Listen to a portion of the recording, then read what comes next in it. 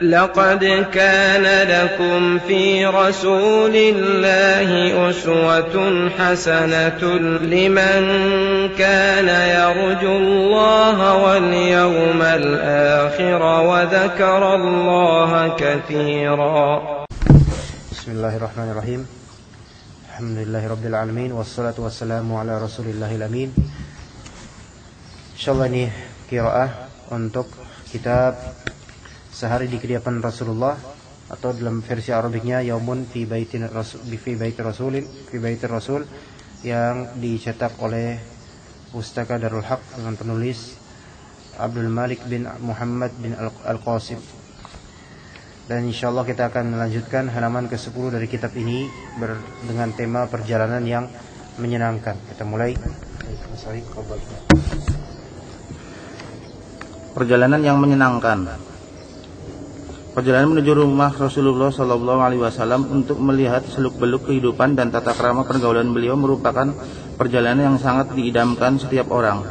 Terlebih lagi bila diniatkan untuk menggapai pahala di sisi Allah Subhanahu wa taala. Sebuah perjalanan yang syarat ibrah dan pelajaran, penuh teladan dan anutan, yaitu perjalanan melalui kitab-kitab dan riwayat-riwayat dari lisan para sahabat radhiyallahu anhu. Sebab tidak dibolehkan melakukan perjalanan jauh ke suatu makam atau rumah beliau atau ke tempat-tempat lainnya selain ketiga masjid, sebagaimana yang disebutkan Rasulullah SAW dalam hadis, la tusaddur rihalu illa ila salasati masajid, al masjidir haram wa masjidil hada wal masjidil aqsa. Perjalanan tidak boleh dikukuhkan kecuali ketiga masjid, Masjidil Haram, masjidku ini, Masjid Nabawi, dan Masjidil Aqsa. Muttafaq alaih. Kita wajib menaati perintah Rasulullah SAW dengan tidak mengadakan perjalanan secara khusus kecuali ketiga masjid tersebut. Bukankah Allah Subhanahu wa taala telah berfirman, wa ma ataakumur rasulu wa khuduhu wa ma ataakumur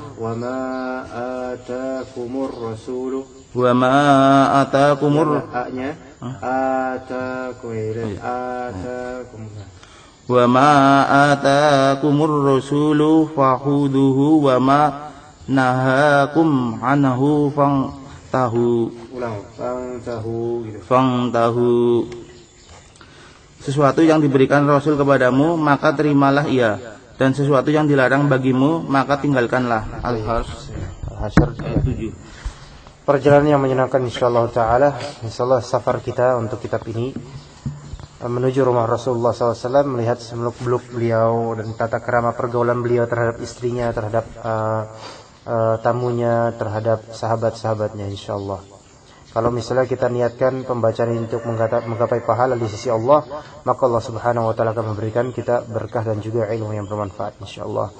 Nah, ini perjalanan yang syarat akan ibrah dan perjalanan penuh teladan dan panutan untuk kita insyaallah, melalui kitab-kitab dan riwayat-riwayat dari lisan para nabi radhiyallahu anhum jami'an. Di sini kita tidak dibolehkan, ada poin penting juga, melakukan perjalanan jauh ke suatu makam atau rumah beliau atau ke tempat-tempat lainnya selain ketiga masjid. Dalam artian perjalanan jauh untuk dalam rangka ibadah khusus ke suatu makam atau ke rumah beliau misalnya, atau ke tempat lain kecuali misalnya untuk mencari ilmu. Sebagaimana yang disebutkan Rasulullah SAW, la tushaddur rihalu illa ila thalathati masajid, al-masjidil haram wa masjidi hadha wa masjidil aqsa. Perjalanan itu tidak boleh dikukuhkan. Maksudnya kita tidak boleh sengaja safar kecuali ketiga masjid. Pertama Masjidil Haram, kedua Masjid Nabawi, ya. Berarti pertama ke Mekah, kedua ke Madinah, ketiga ke Masjidil Aqsa. Nah, di sini tidak dibolehkan. Dengan dalil ini tidak layak dan tidak boleh hukumnya seorang muslim untuk mengadakan syaddur rihal, yaitu mengukuhkan perjalanan ke kuburan-kuburan atau ke petilasan-petilasan, atau bahkan ke masjid-masjid khusus, kecuali untuk menuntut ilmu. Adapun kalau mengunjungi masjid secara zat dengan sampai safar, maka ini enggak boleh. Bisa dipahami nggak? Misalnya ada sebuah masjid di Bandung ya, yang Masjid Agung di Bandung misalnya. Kemudian kita safar ke sana hanya karena memang pengen sholat di masjid itu, maka nggak boleh. Itu syaddur rihal yang dilarang. Kecuali misal kalau di Bandung itu ada majelis ilmu yang bermanfaat, jadi bukan karena khusus masjidnya, tapi karena ada majelis ilmu. Nah ini beda lagi. Kayak misalnya Istiqlal. Hari ini misalnya ada kajiannya Syekh Ustaz Syafiq. Kemudian ada orang dari Bandung datang ke Istiqlal bukan untuk menziarahi masjid. Ini dibedakan. Kalau untuk menziarah masjid, maka ini nggak boleh. Ini namanya syaddur rihal ke masjid selain 3 masjid, nggak boleh. Tapi kalau tujuannya untuk menuntut ilmu, maka tidak masalah insyaallah taala. Jadi dibedakan. Kalau sekalian gitu, misalnya di Istiqlal ini ada Ustaz Syafiq misalnya, terus di Bandung misalnya ada Ustaz Firanda, pengen Bandung sekalian jalan-jalan gitu. Ya kalau itu beda lagi. Sekalian jalan-jalan kan berarti kan refreshing aja. Nah, ini maksudnya bukan untuk ke masjid tertentu khusus gitu loh. Gegara masjid itu gitu loh. Saya mau ke sana enggak. Tapi kalau untuk safar untuk mencari ilmu sembari juga bertanazuh, yaitu tamasya, nyari refreshing, maka ini enggak masalah. Enggak ada pelarangannya insyaallah ya. Enggak ada pelarangannya. Kok Bambas enggak termasuk safar, tapi termasuk Pak, termasuk kalau misalnya kita ke sana karena kubah masnya doang, itu termasuk mengunjungi masjid sampai kita jauh-jauh pergi, enggak. Jadi jangan sampai zat masjidnya itu kita agungkan disamakan dengan 3 ini. Kalau 3 ini beda. Gitu ya.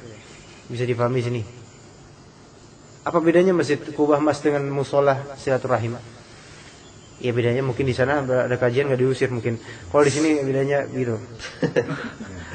Beda. Sama sebenarnya sama. Esensinya sama-sama masjid. Dan semua masjid di bumi ini itu semua sama. Dalam artian mereka semua masjid rumah Allah yang tidak memiliki kelebihan satu dari lainnya dari segi zat kecuali hanya 3 saja. Masjid Nabawi, Masjid Al-Haram dan Masjid Al-Aqsa. Itu aja. Ya. Silakan tafadhal. Kita tidak boleh melakukan kunjungan ke tempat-tempat bersejarah peninggalan Rasulullah sallallahu alaihi wasallam. Ibnu Waddah radhiyallahu an berkata, Umar radhiyallahu an telah memerintahkan untuk menebang pohon tempat Rasulullah sallallahu alaihi wasallam dibayat. Sebab orang-orang banyak mengunjungi pohon tersebut untuk salat di sana. Umar radhiyallahu an khawatir mereka terfitnah, tersesat jatuh ke dalam dosa syirik. Kisah tersebut dapat dilihat dalam Sahih Al-Bukhari dan Muslim. Ibnu Taimiyah rahimahullah memberikan komentar mengenai kunjungan ke Gua Hira. Sebelum diangkat menjadi Rasul, beliau sering menyendiri untuk beribadah di sana, dan di sanalah pertama kali wahyu diturunkan kepada beliau. Akan tetapi setelah itu beliau tidak pernah sama sekali mengunjunginya, bahkan tidak pernah mendekatinya. Demikian pula sahabat-sahabat beliau radhiyallahu anhum. Beliau menetap di kota Makkah selama lebih kurang 10 tahun, namun tidak pernah sekalipun beliau mengunjunginya lagi atau mendaki ke atasnya. Demikian pula kaum mukminin yang menetap bersama beliau di kota Makkah. Setelah beliau berhijrah ke Madinah, beliau berkali-kali memasuki kota Makkah, seperti pada saat menunaikan umrah Hudaybiyah, saat penaklukan kota Makkah, di mana beliau berdiam selama 20 hari di sana. Pada saat menunaikan umrah Ji'ranah, namun beliau tidak pernah mendatangi Gua Hira untuk mengunjunginya. Dikatakan kita tidak boleh melakukan kunjungan ke tempat-tempat bersejarah peninggalan beliau sallallahu alaihi wasallam. Petilasan beliau itu asalnya tidak boleh kita, atau sebenarnya tidak bolehnya ini untuk mengunjunginya bukan karena itu tempat buruk, bukan. Sebenarnya juga enggak masalah mengunjungi, enggak masalah. Tetapi ditakutkan, ini namanya dalam usul fikih saddu dzari'ah, dari pengunjungan itu akan terjadi fitnah nantinya ke depannya, yaitu orang-orang akan menjadi ghulu dan berlebihan ya. Kalau misalnya mengunjungi situs-situs peninggalan Rasulullah dan para nabi untuk mendokumentasikan sehingga memberikan maklumat kepada kaum muslim, maka ini enggak masalah. Tapi kalau misalnya sekadar kunjungan sekarang kita dari Jakarta ke mana, petilasan Nabi mana yang mana gitu, sekadar kunjungan nggak boleh, gitu kan? Itu dibedakan, ya.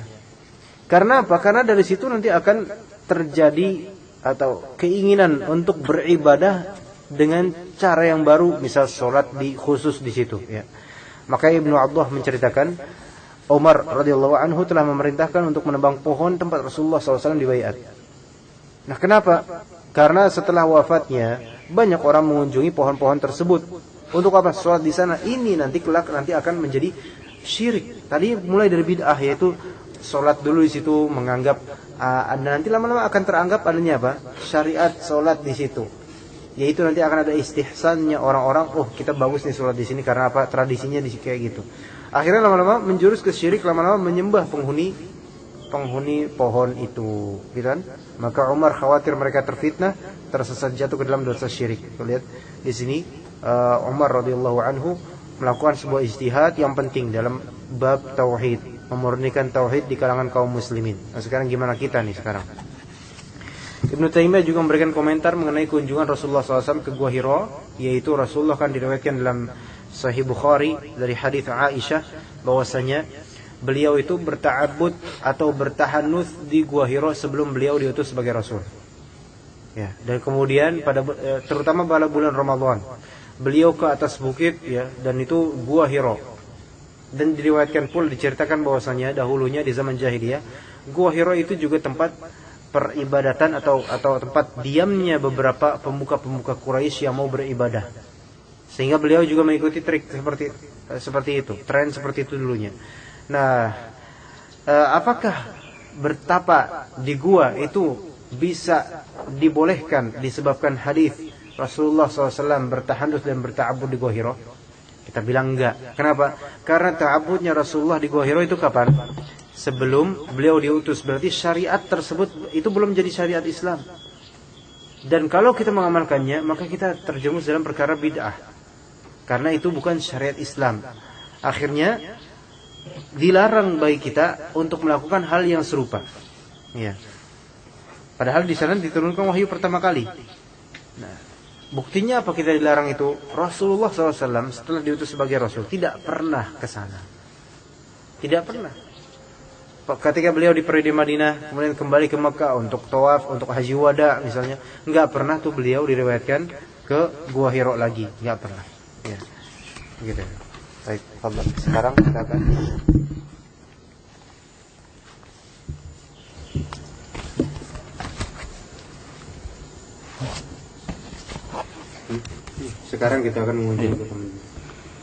kita akan mengunjungi kota Madinah Nabawiyah. Bangunannya mulai terlihat di hadapan kita. Itulah Gunung Uhud yang dikatakan Rasulullah sallallahu alaihi wasallam, hada jabalun yuhibbuna wa nuhibbuh. Inilah gunung yang mencintai kami dan kami pun mencintainya. Muttafaq alaih. Sebelum memasuki kediaman Rasulullah sallallahu alaihi wasallam, marilah kita melihat sejenak untuk bangunannya. Janganlah terperanjat bila kita hanya menyaksikan sebuah bangunan kecil dengan tempat tidur yang sangat sederhana. Sebab Rasulullah sallallahu alaihi wasallam adalah seorang yang sangat zuhud terhadap dunia. Beliau tidaklah menolehkan pandangan kepada kemewahan dan gemerlap harta benda dunia. Namun yang menjadi penyejuk mata hati beliau hanyalah ibadah salat, sebagaimana yang disebutkan dalam hadis riwayat An-Nasa'i. Beliau berkomentar tentang dunia sebagai berikut. Mali walid dunya ma ana fit dunya illa qarakibin sarofi yaumin soif fasatadalla Rasanya jangan di kokola. Tentang apa sih di kokola sebenarnya?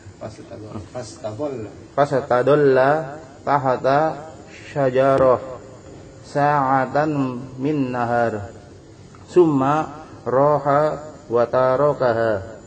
Aku tak tertarik dengan dunia.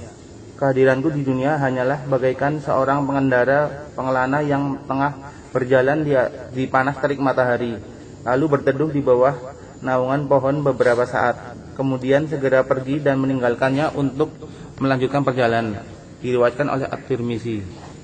Sekarang kita sedang berjalan menuju kediaman beliau seraya mengayunkan langkah di jalan-jalan kota Madinah. Itulah kamar-kamar istri beliau mulai tampak. Kamar sederhana yang dibangun dari pelepah kurma dan polesan tanah.